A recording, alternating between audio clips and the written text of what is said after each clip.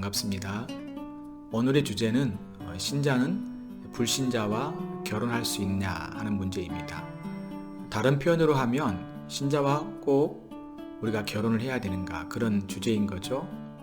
성경의 답은 신자는 불신자와 결혼하지 않아야 된다는 겁니다. 신자는 신자들과 결혼해야 한다는 것이죠. 저는 성경 두 군데를 찾아서 이 말씀을 가르치고자 합니다.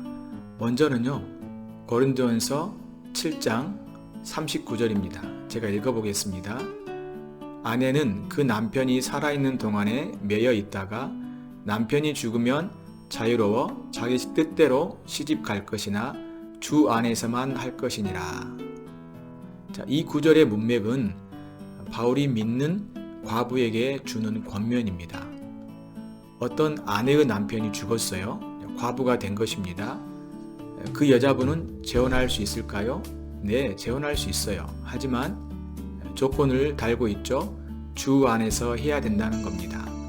주 안에서 해야 된다는 말은 믿는 남자와 결혼해야 된다는 것이죠. 주 안에서 해야 된다는 이 말씀은 과부뿐만 아니라 홀로 사는 분뿐만 아니라 모든 신자들에게 적용할 수 있습니다. 모든 신자는 주 안에서 시집가고 장가가야 된다는 것이죠.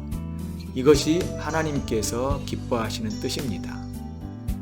신자들에게도 행복과 기쁨이 되죠. 하나님의 뜻을 행할 때 우리에게도 행복이 되기 때문입니다. 두 번째 성경 구절입니다. 고린도후서 6장 14절입니다. 제가 읽어보겠습니다.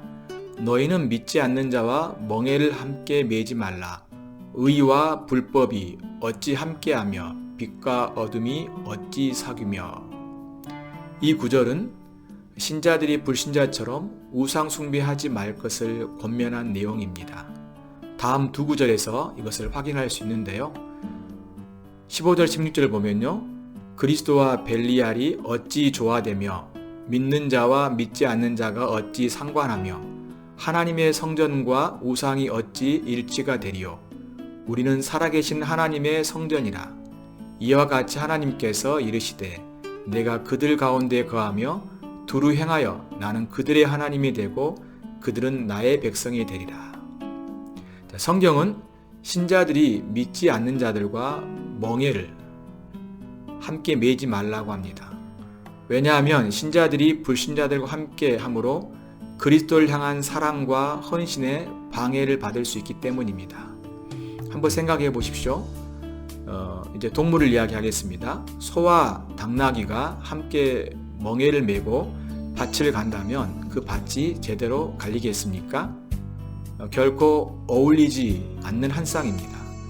이 말씀은 신자들이 불신자들과 결코 교제하지 말라는 의미가 아니라 우리는 불신자들과 함께 세상을 살아가고 있기 때문이죠.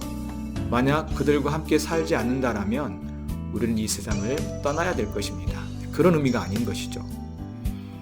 또한 믿지 않는 자와 멍에를 함께 하지 말라는 것은 두 가지로 적용할 수 있습니다.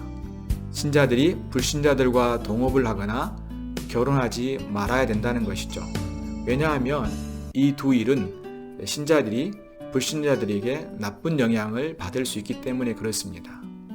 예를 들면 여러분 솔로몬이 이방 나라의 공주와 정략적으로 결혼을 하였죠. 결국 어떻게 되었습니까? 그들이 그 공주가 믿는 우상을 숭배하게 되고 결국 하나님의 심판을 받게 됩니다.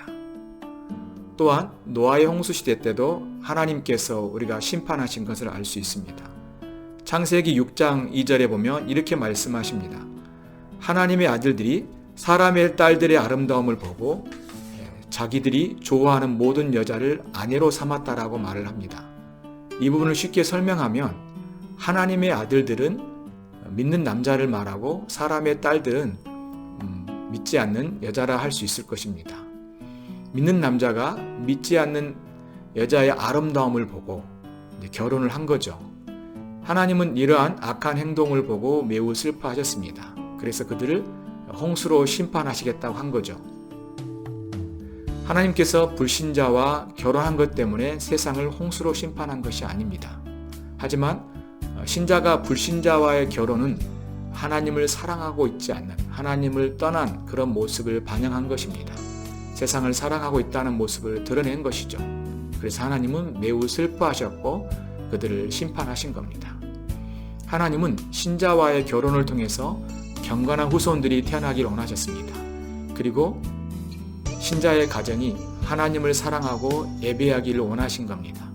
따라서 믿는 남자는 믿는 여자와 결혼해야 하고 믿는 여자는 믿는 남자와 결혼해야 됩니다. 이것이 하나님이 기뻐하시는 뜻입니다. 우리가 이러한 하나님의 뜻을 행할 때 하나님께 영광이 되고요. 또한 우리에게도 기쁨과 행복이 됩니다.